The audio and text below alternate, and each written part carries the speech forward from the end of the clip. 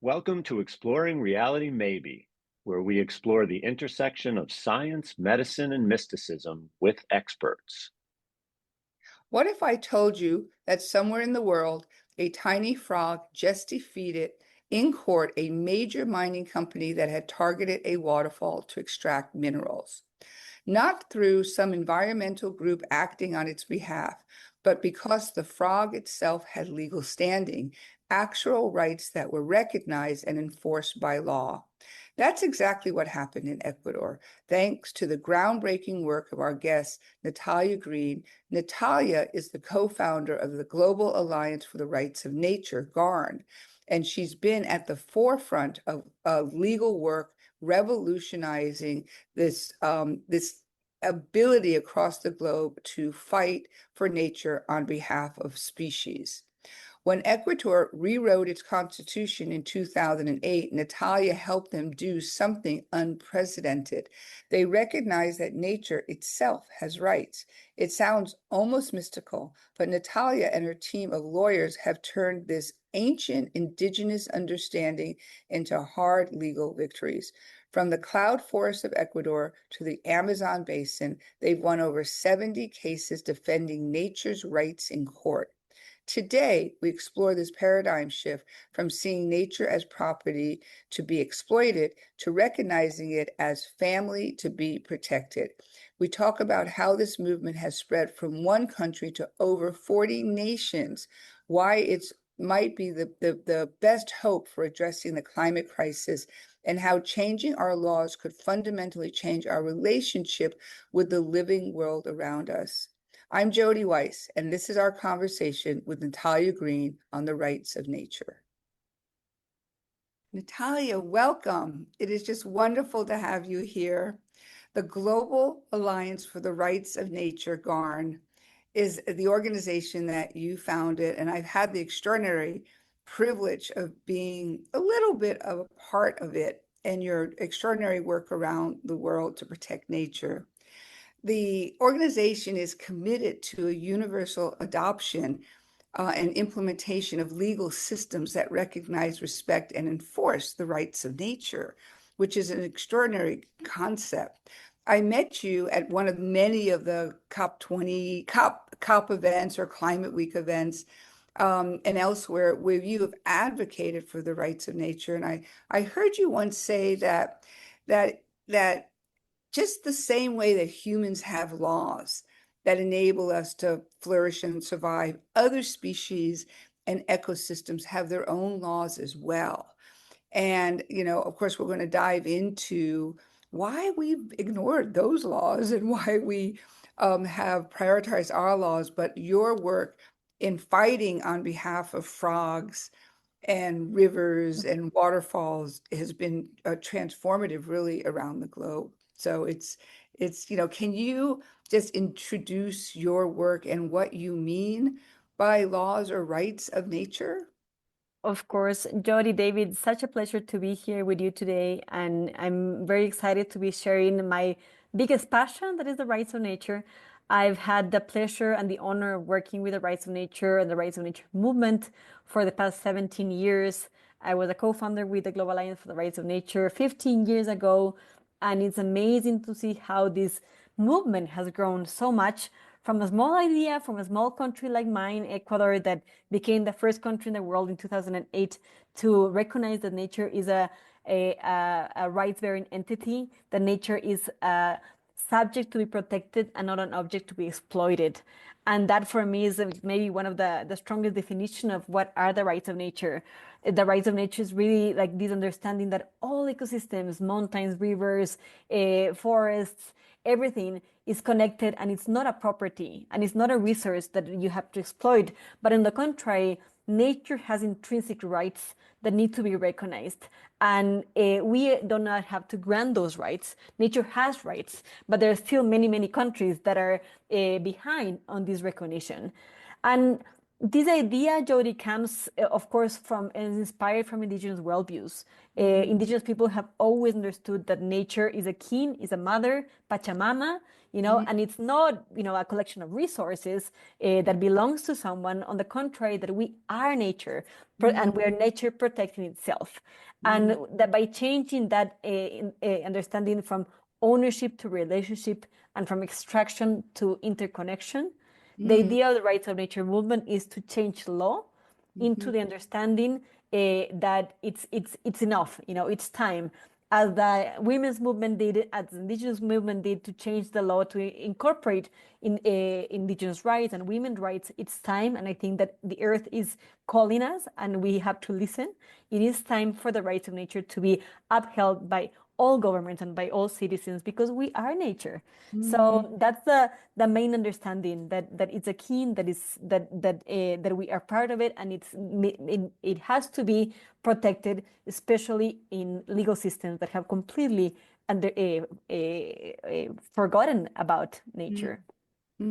Yeah, that's really wonderful. Natalia, as someone who did animal research many, many years ago, this has been such a journey for me over the years to think about this concept that you're talking about and the concept of the rights of nature. And I can't even tell you how much I've evolved in my thinking on this topic. I mean, I never even grappled with it, I think, at such an obvious level. And I don't know why. I feel like I was a curious, inquisitive person, and I never really grappled with it. So I'm incredibly sympathetic to the cause, and I think it's incredibly important.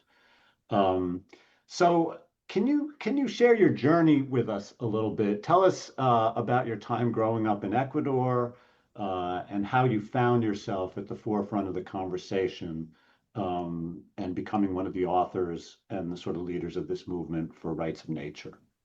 Thank you, David, for that question. And definitely a part of me is the work and the movement for the rights of nature, since I've been working for it for a long time. But I remember I was working with a professor, with Carlos Larrea, at the with the Yasuni ITT initiative, for this initiative to leave oil underground. And it was the same time where Ecuador started with the change of its constitution back in 2007. And we were actually hired by Fundación Pachamama to do some incidents on the assembly regarding, like what's happening with the fisheries and with extraction and mining and oil in Ecuador, and to work with the assembly on that. And then came the idea of why don't we work with this on rights of nature? And why rights of nature? Because there was a democracy school in the US that was working on this idea of rights of nature, because it was something that was so obvious for indigenous people, that nature was the subject of rights, with a whole notion of Pachamama. And there was actually a little town called Tamacuaburo in 2006 that had passed an ordinance in the US. So we knew that there was something there. So we did this quite a bit of research. We went to the assembly, and we went to talk to all the assembly members. We did quite a few meetings, and we understood that if we were trying to sign a new pact, a new constitution is a new pact with the country. This pact needed to consider a part of that population that was completely undermined, that is the indigenous population. And if indigenous worldview understands that nature is our mother, or Pachamama, then that had to be translated into the constitution. And I think this was one of the most important arguments to be able to take that into the constitution in Ecuador in 2008, was that we needed to make the constitution a more democratic instrument, and therefore to include all voices of Ecuadorians. So that was quite strong. And as you were saying, David, we had many people who had been in that journey, even environmentalists, that hadn't thought about it. But it was so obvious that when you were presented to it, it was like, oh, okay, it makes sense. Actually, when we were speaking with some indigenous leader, I remember someone saying, you guys don't have that yet. It was so obvious that needed to happen. And only some constitutionalists knew that wasn't the case, that nature in this dominant legal system is an object and is a resource. And that is completely absurd. And you have to grow into it. You have to understand that it's an object. When you are born and when you're a kid, it's obvious that you're part of it, and it's not an object, and the nature is alive. So this was quite important. And after that, just to jump off a bit of some years, we were able to get a new constitution in 2008. We did a whole campaign to pass the constitution because of the rights of nature. And I remember we brought Cormac Cullinan here, and he had written Wild Law in 2006, thinking about why the legal system had forgotten about nature and why that was a problem. And he said, well, I hope I see you someday. And well, he did see me someday, because in 2008 and 2010, Evo Morales called for this World People's Conference on climate change and the rights of Mother Earth. And then we met quite a few people that were as crazy as we were, that were thinking about this idea in Australia, in Africa, in Europe, in the US. And later that year, September 2010, we invited them to Ecuador, to Patate, Ecuador, and we founded the Global Alliance for the Rights of Nature. And I've been working with the Global Alliance for the Rights of Nature since then, advocating in many countries, advocating in Ecuador and litigating in Ecuador. We have more than 70 cases in Ecuador for the rights of nature. And now that movement has grown from one country to more than 40 countries, 40 Oof. countries that now have some sort of legislation in favor of the rights of nature. So that's been my journey. And I'm completely in love with an idea that I understand, and I truly believe it's an idea that can be a paradigm shifter. Yeah, wow, wow. 40 countries. Wow. So, so let's dig in a little bit to exactly what the rights of nature are. What are this? Let's put some meat on the bones in terms of the specificity of how you see, nature's rights. But I'm also intrigued by the way you sort of set this up and the whole idea that there are really two groups of stakeholders, right? There's very, very broadly speaking, there's non-human nature, there's nature that can't sort of advocate for itself, and then there's the indigenous people in these lands. And so, why don't you tell us a little bit about your view on what the rights of nature are, with a focus on these two broad groups that are going to benefit from these. Uh, So I feel, to be very honest, David, I feel that these two groups are going to benefit for sure, on the recognition of the rights of nature and the guarantee of the rights of nature. First, indigenous people, because they are aware of that, that's part of their worldview, and of course nature, that has been a victim, a silent victim of this, although she's been speaking in many languages and we have not been able to hear. But to be honest, I feel that the biggest beneficiary are the humans, that have lost the contact with nature. I think that, yes, we can work with rights of nature with indigenous people, and we do. And so we have lots of amazing examples of, like, let's say, the Ponca Nation, that has, in the US, was able to pass rights of nature legislation in their tribal law. So we have a lot of indigenous people working in their own lands for the rights of nature. But the people that we need to target the most, the people that are like in cities, like the Western societies that are like capitalist working Western societies, is with exploitative mindsets, with like that are living in these like dominant legal ecosystem, economic systems that do keep treating nature as an object. So I feel that those, and maybe we are the biggest beneficiary, in the sense that we've lost that connection with nature, and we need to recover that connection, because as we know, nature is gonna long live without us. Mm, But this domino capital system is driving us to extinction. mm, yeah. So when we're not here, nature is going to thrive. But what will happen if we change that mindset and we thrive with nature right now, and we change how we relate to nature? So I truly believe that we are, in the end, we are the biggest beneficiaries, Mm. in the sense that uh, Western society in general is the society that needs to change the mindset.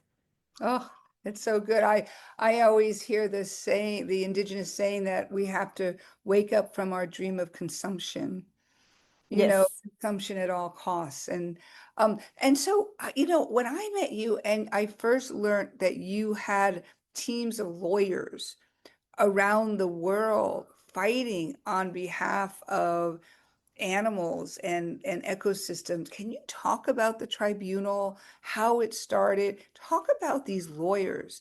And you once shared with me this lawsuit between a mining company and a waterfall, on behalf of a frog.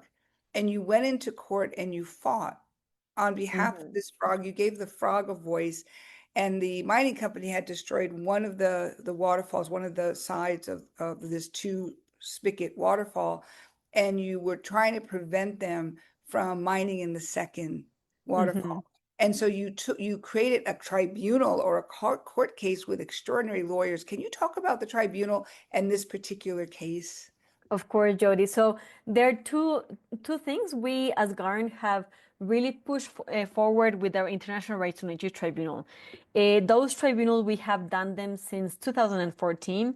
We now have like 6 international editions, 2 regional editions, and 16 local tribunals. We've been doing them all over the world, and this is like a platform of civil society, of an ethical space where we bring nature's voice forward, when we bring the voice of land defenders forward. And many times, like what's happening to nature is happening to those land defenders at the same time. So we bring that in front of people that we respect a lot, people from civil society like Vandana Shiva, and all these beautiful, amazing people that are our ethical judges, and that can listen to these cases and produce model jurisprudence that are our judgments that allow us to also empower local communities to fight on behalf of their communities and on behalf of nature. So we've done this for a long time. And we've done this in the whole world because we can do it in the sense that we are advocating for the inherent rights of nature. However, in Ecuador, we have rights of nature in our constitution, and that changes things quite a bit. So Article 71 to 74 of our constitution gives nature rights. It says that nature, Pachamama, has a right to exist, to evolve, to maintain its natural cycles, to regenerate its natural cycles. So we actually can go to a non-ethical court, a real binding court in Ecuador, and advocate for these rights.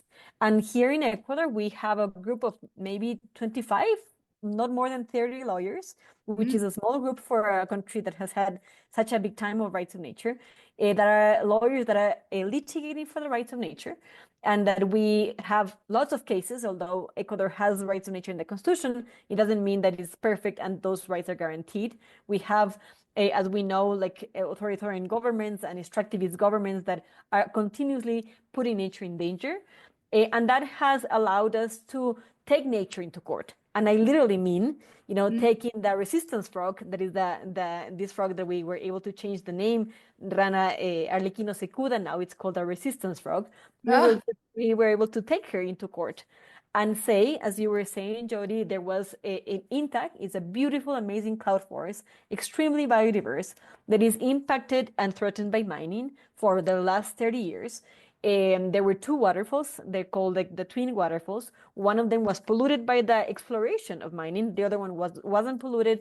When the studies were done, these frogs that were considered extinct were only living in the clean waterfall, and that allowed us to go to court because the mining company hadn't even considered the existence of this frog.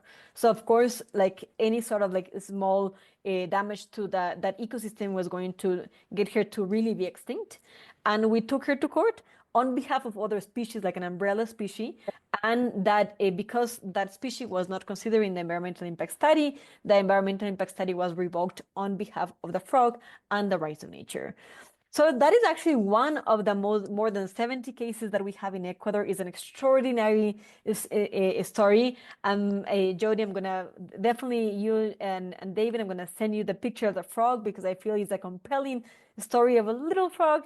That if, like it's like David versus Goliath, like if that frog can change and can save a huge, beautiful, biodiverse ecosystem like the cloud forest and win the 2nd largest mining company in the world, that is Codelco from Chile, then there's hope. And I think that we need stories of hope. Yeah, boy, I love that. I love that frog. That's really amazing. So I'm mindful of the horrors of, our history as humans. And I don't know if you're familiar with Yuval Noah Harari's book, Sapiens. I mean, it's an amazing book. It's a tour de force. But, Amazing. one of the most incredible aspects of the book that I learned that I hadn't realized is everywhere that Homo sapiens evolved, and every landmass that they came into contact with, they just wreaked havoc and destroyed every species. Destroyed hundreds or dozens or thousands of species everywhere they went, including other hominids, right? So I just wonder if you have any comment on this destructive nature that seems to be in our DNA, right? I don't know that there's any other Yeah. way to describe it. And I know that sounds extreme, but I think if you're really paying attention and looking at history, we can see that. So what's your comment on that? Thank you for that question, David. And I really love that book. I'm reading Nexus right now, and it's even more powerful. I think that those books are amazing and tell the story like in such a clear way of of human beings and human evolution. Um, I feel that yes, as human beings, we have done things with irreversible consequences like throughout time. But I truly want to believe that we're not a species that is like a fraud, but that we've taken wrong decisions. So I believe that because I have like small children, I really believe that there should be hope that we can change that. And I actually feel that that book gives us some clues about it because it tells like just like part of the story. For example, we can distinguish between extractive behaviors and extractive worldviews. I think that's very important because I think that all humans, like we've contributed to species extinction and land degradation and everything. However, I think that it's fundamentally to understand that there have been indigenous people and like our ancestors were had really had like a different relationship with nature. And although there were some civilizations that collapsed, and we know that, there was always like this practice of like stewardship, like a more spiritual system. I think that right now that it's different. I think that right now we have like a more like extractive worldview, and I think that it's even worse than before. Mm. Yes, that has happened in the past, but now it's happening in a large scale. Now we have to change like the legal economic system that is global. Like globalization has done that to us. So Mm. yes, it could have that, but I feel that our ancestors had understood and had a more spiritual relationship with nature that we've lost. And I think that that's why now it's a more urgent call because it's a widespread extractive worldview that thinks about nature as an object that I don't think was the worldview of our ancestors. Although they did deplete like their ecosystems and so on, some of them did, not all of them, so we cannot generalize. So I think that we like with the rights of nature, we really want to have like a deeper shift, like recognizing ecosystems and as legal subjects, and that is because we've had a legal system that has accompanied that extractive worldview that is taking us towards extinction. So I think it's widespread. I, So I think it's a great model, but I want to feel that we are not a fraud, but that we've taken wrong decisions and we can change. I think the good news, yeah, I hear you, and I think I agree with everything you said. I think the good news is that if you go back and you look forward from those times where we did all those terrible things, I think it's fair to say that it's really only gotten better and better, right? We've had blips, we've certainly had bad blips, we can all name them, but I think monotonically, I think the trend has been to increase in our goodness, in our diminishing of suffering really, if you look at the broad swath of history. I mean, I guess we have to hope we don't slip back into it, but I think there's something to be said And for something to be learned. and something to be learned. Yeah, yeah. Definitely. So, gosh, it makes me pause and think, um, do we repeat history? Like, how do we repeat history? But, I also think about this next generation of young people and what it would mean to galvanize, the internet with young voices on behalf of nature and what that looks like. I can't wait to brainstorm with you, Natalia, about this next generation. But for now, you have described the interconnectedness of nature with humans and a commitment to like create that what I call generous cycle of replenishing the earth once we take from it. Mm. And I'm just wondering, like, is it too idealistic? Can there be a balance between 8 billion people on earth who need resources and the rights of species to share, our planet with humans. Like, what is an ideal solution? Is there a solution in this, what you call the monetization or financialization of nature? And so I'm Mhm. curious about this. So Jody, first, maybe like for your last question, like the financialization of nature, we have quite an important stand on like against the financialization of nature because I feel that we cannot go back to the market to find the solution when the problem started with the market, you know? Mm, So that's why like I feel uh, that's like those false solutions are enrooted in the market. mm, Also, the understanding that if nature is your mother, do you need to put a price on your mother to protect your mother?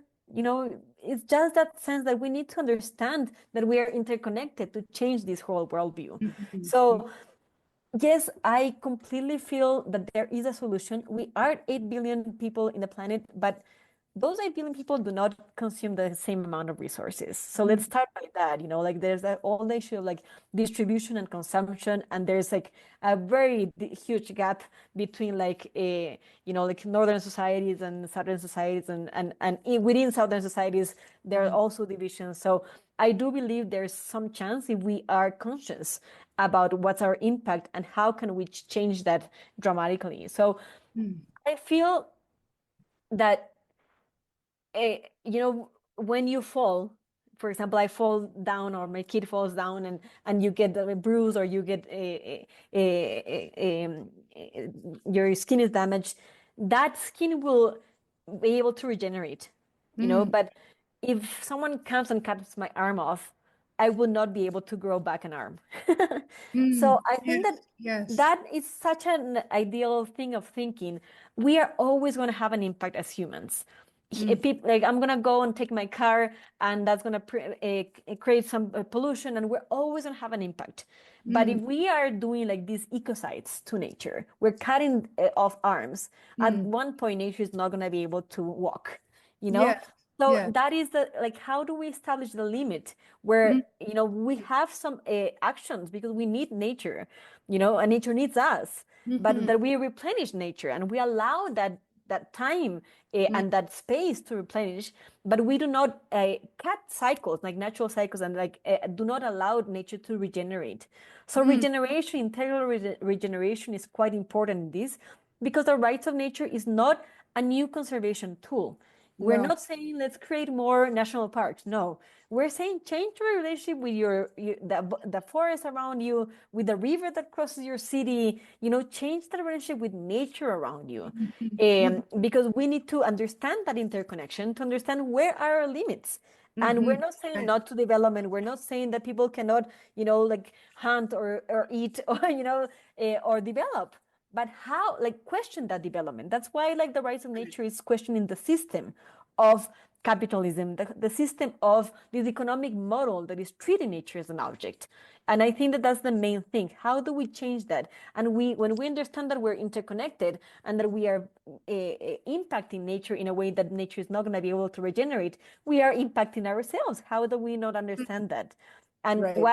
what needs to be changed? And that is why we feel that the rights of nature is a paradigm shifter, because when you change it into law, as you were saying, David, at the very beginning, some people are questioning us like, oh, hasn't that happened yet? Or young people, like children, don't understand that there's even a difference, or that nature is not protected as a living entity.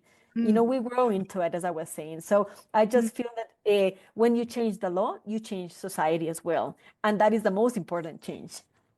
Yeah, I remember this beautiful um, indigenous relationship with the taking of an animal for one's food, or the farming, the cultivating of vegetables and things, and this idea that I take for my nourishment, and then how can I give back to you to regrow and replenish yourself, and feed the baby deer, or help them grow up to be healthy and strong, and how do I replenish the soil? So I take from the earth, and now I replenish the soil so that it's Mm. a generous cycle between my consumption of nature into me, and then my energy, my life energy of giving back to nature so it replenishes itself. I love that cycle. Yeah.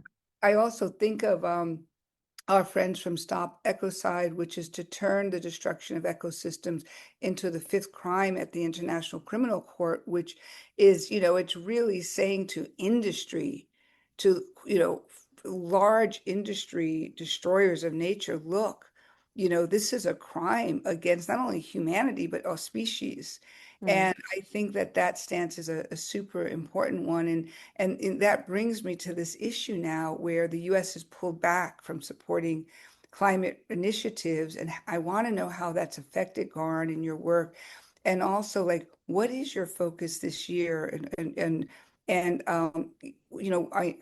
sure you're looking for new ways to raise funds to support your work. Like, how do we get this message out wider, and how can we support you in this effort? Thank you, Jody, for that question. And it's really, really, really important for us. I think that the whole world is suffering from this pushback on like rights in general. I think that we are all, afraid and anxious about like what's going to happen if the US is taking this path. We do, of course, work with climate issues, and we understand that climate change is maybe the worst or the most important ecocide. Like but that's a consequence. The climate change is a consequence of an economic system. That's why we say system change and not climate change. That we need to change that system. Yeah. So yes, we do work on climate. Fortunately, climate is a bad word now. Nature is not. Yeah, right.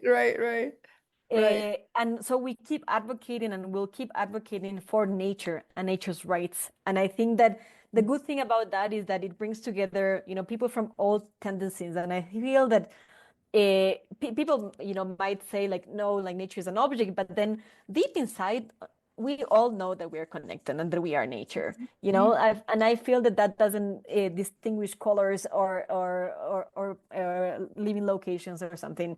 So yes, this has affected GARN, and it's going to affect like all, like there's like less funding, there's more competition for funding, and it feels that that we're being like isolated, in many ways. However, this also brings an opportunity. I feel that people who are conscious and who are waking up to this understanding know that this is a time to act and to act together. And I think that that is something that we need to be taking into account, that this is a time to be together, to understand that all initiatives need to race together, that it's urgent, that the change is urgent. I feel that when, like in any case of, you need to go really deep down, like fall down to be able to rise. And I think that we are definitely falling into this like really a big hole. What are we focusing this year? We are going to be participating at COP30 in Brazil. That is going to be a very important space. COP30 is happening finally after 3 years of being in like oil producing countries. It's going to happen in the Amazon, in the Amazon in Brazil. For us, we're advocating for the rights of the Amazon and a rights-bearing entity as a biome that is threatened, but that is alive, and that it doesn't matter that it's divided by frontiers, but that it's a biome that has rights. We're also advocating for the rights of Antarctica, that is also a more silent biome, but it's really like as importantly threatened as the Amazon. And that we are advocating for these two big initiatives during COP. We are going to have a GARN pre-COP summit.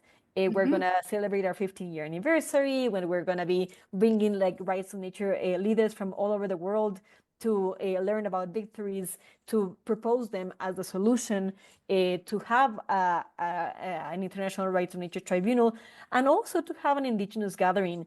I think that a lot of our work, as you know, Jody and David, is upholding indigenous rights and rights of nature. We have an indigenous council that is like our stewards or wisdom carriers, and we are going to have an indigenous gathering also at Belen. So all these activities are going to be quite important. And yes, what we need is, of course, support sustaining these leaders, these advocates, these victories, the litigation for these victories, and also, of course, the idea of bringing an understanding that the Antarctica needs to have a voice at the UN, for example, but also the Amazonian countries. And there's a whole initiative of the president of the Amazon before Belen and everything. They need to be thinking of an ecocentric dialogue of how to treat the Amazon as a living entity. And when we understand that we take different decisions. So we are working in all those fields. And of course, we're still a very tiny niche. I started this conversation saying that this has spread to over 40 countries. However, it is still not in the mainstream media.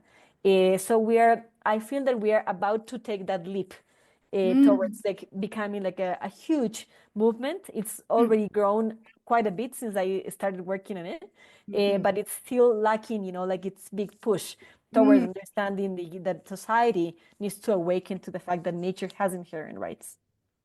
So, I hope that PR firms are listening to this, and social media experts are listening to this, and young activists are listening to this, because I think globally as a collective voice, we can help move your work forward.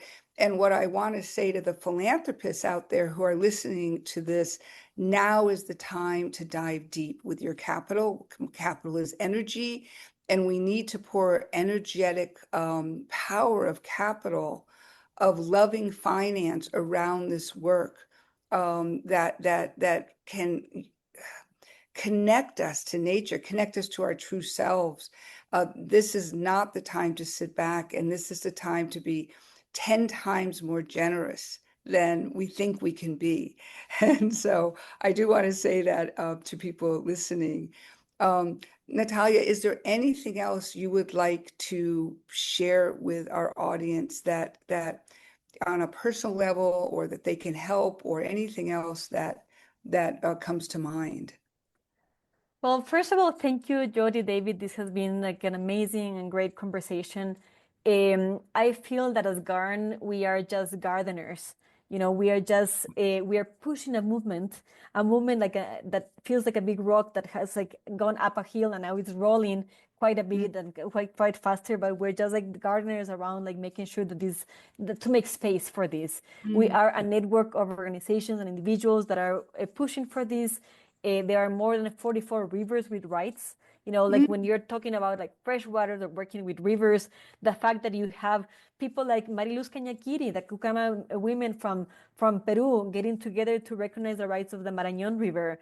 That is like an amazing victory that both empowers indigenous people and allows a different governance around like a key ecosystem like the Marañón River. So I would just like to tell like everybody who's listening that this is an initiative that is not only beautiful as it sounds and it makes sense, but it's a really impactful, and you can actually see the impact. Like it has teeth. We have actually the past 2 years of the Goldman Prize winners were two rights of nature cases. Teresa from Mar Menor, Teresa Vicente from Mar Menor, and Mariluz Cañaquiri from the Marañón. These are victories of like the first ecosystem in Europe to have rights, the first river in Peru to have rights, and this is happening everywhere. So my only thought and my only share to the audience is like, help us make it bigger. Help us tell this story to more people and emphasize that there are so many people already working in this. If we can make this stronger, we can definitely make the change come faster. So I would just love to thank you for this space, tell you that as GARN, we're a big growing family, and that we are just like hoping that this change will definitely come faster, come sooner, and bring hope to people. People are a bit disappointed and saying like there's nothing we can do. There is something you can do, and Rights of Nature does give you that hopeful story. Let's adopt a river. Let's adopt a frog. Let's adopt a rainbow. Like, I think kids and everyone should come around this. Let's adopt your work. David, go right ahead. Sorry. Yeah, well, to learn more about the Global Alliance for the Rights of Nature, or to make a donation or offer other types of support, you can visit www.garn.org. And you can visit our show notes for links and other information related to this interview. Natalia, thank you so much for joining us. Thank you so much, David and Jody. It's been my pleasure, and thank you for helping us share this idea of the rights of nature, this beautiful concept. Beautiful.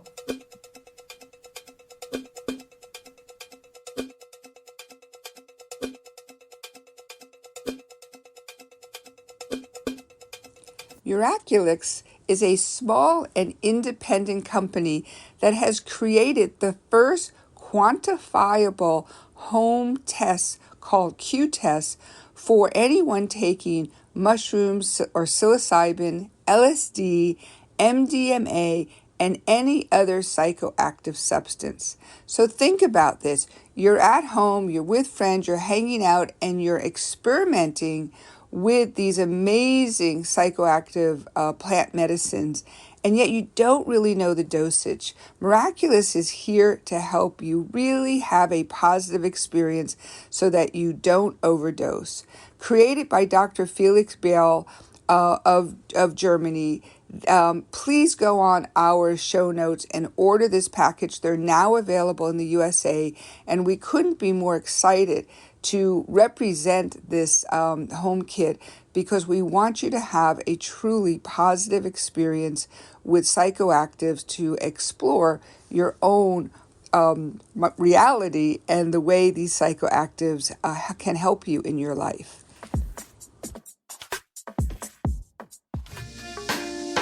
Exploring Reality Maybe is written, produced, fact-checked, and edited by Jody R. Weiss and David Schwartz. Research support is provided by Semicolon Connects. Music produced by Nextbox. Visit our website at exploringrealitymaybe.org to find show notes, transcripts, bios, and to learn more. If you like the show, please visit our website to donate.